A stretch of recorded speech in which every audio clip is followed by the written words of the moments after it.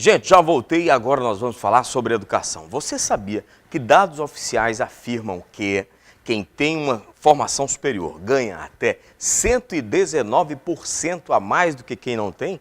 É por isso que a Unopar está aí, oferecendo para você os cursos que o mercado procura, é a maior do país. Cursos de engenharia civil e elétrica, mecânica, produção e computação, análise de sistemas, arquitetura, enfermagem, nutrição, administração, pedagogia, estética, serviço social. Certamente um desses cursos tem tudo a ver com você.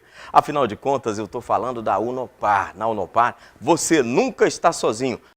Já estamos de volta com o nosso TJ Regional, edição da tarde, hoje recebendo aqui com muita satisfação um atuante defensor público na nossa região, doutor Renato Mendes Carneiro Teixeira. Boa tarde, doutor, seja bem-vindo. Boa tarde, Nivan, boa tarde a todos os espectadores, uma alegria estar aqui com vocês e obrigado pela oportunidade dada à Defensoria Pública para trazer algumas informações importantes para a nossa comunidade. Doutor Renato, nós sabemos que o caso da pensão alimentícia ele é extremamente rigoroso com aqueles que porventura incorrerem no erro, deixarem de pagar. Acredito que é necessário a gente falar inicialmente, então, definir o que é a pensão alimentícia, para que ela serve. Perfeito. A pensão alimentícia é aquele valor que deve ser pago à criança ou adolescente que não está na guarda daquele que é o devedor.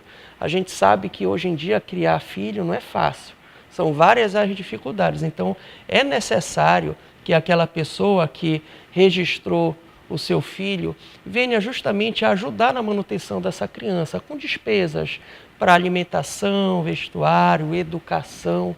Então é fundamental realmente que exista esse rigor, justamente para que essa criança, esse adolescente não venha a ficar em uma situação difícil. E a quem é devido, então? Ao pai, à mãe ou independe? Depende muito de quem não está com a guarda dessa criança. Se a guarda, por exemplo, estiver com a mãe, o devedor de alimentos vai ser o pai. Então é essa pessoa que vai justamente ter essa obrigação, que antes de qualquer coisa é uma obrigação moral, não é uma obrigação apenas jurídica, para ajudar o seu filho, nesse momento em que ele ainda não pode exercer uma atividade de natureza profissional. E para o nosso telespectador entender, de repente ele está precisando ou ela está precisando recorrer até mesmo à própria defensoria para adquirir esse benefício. Qual o procedimento que ele ou ela devem fazer? Bem, inicialmente a pessoa deve procurar ou o seu advogado de confiança, caso possa pagar o advogado. Se for uma pessoa carente, uma pessoa que não receba até 3 salários mínimos, ou então a renda familiar não ultrapasse a 5 salários mínimos, aí ela pode procurar a Defensoria Pública.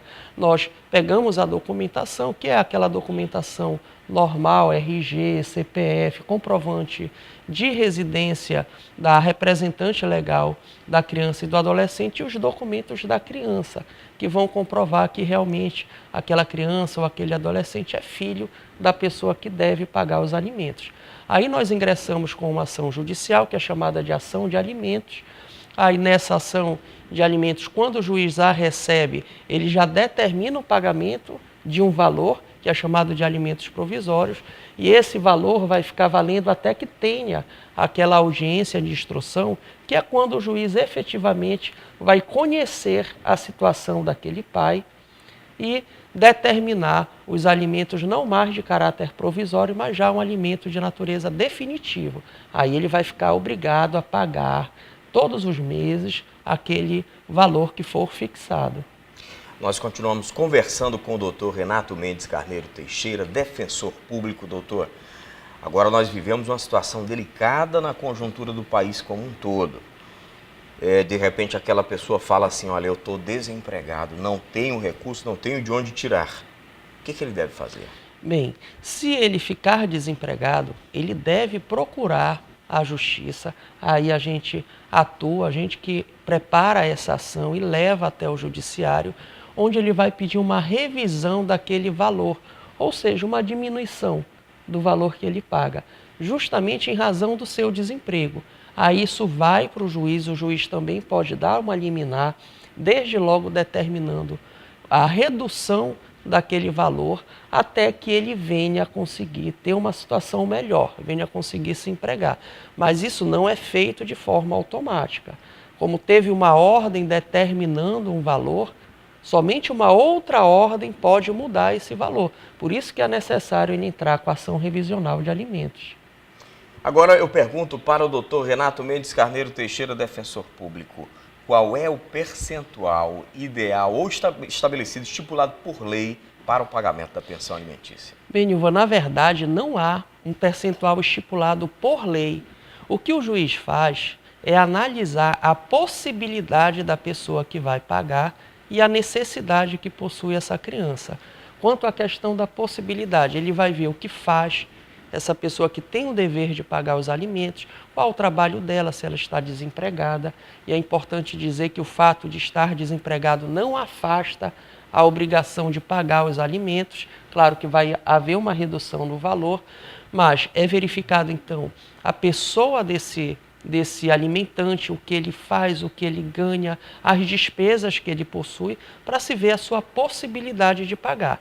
E também é observada a questão da necessidade do alimentando, que é a criança ou adolescente, e é verificado aí se ela possui alguma necessidade maior, às vezes tem uma deficiência, uma doença. Isso tudo vai servir de base para que o juiz venha a determinar aquele percentual, aquele valor que vai ser fixado. Portanto, não existe aquele mito de 30%, de 20%, não é algo fixo.